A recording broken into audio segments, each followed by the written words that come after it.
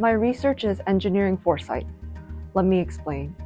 Just last year, my lab was able to predict how sodium ion channels in the body would react to a peptide derived from tarantula venom. Usually, this kind of question would be moot due to the inherent danger posed by such a molecule. Yet, our predictive models showed favorable results, supporting further investigation into the peptide as a next-generation pain therapeutic. Discoveries like this are only possible with a tool like molecular dynamics, a computer simulation method similar to a microscope. It allows us to observe molecules in action, from how they move, change shape, and react to stimuli, up close and personal without any risk.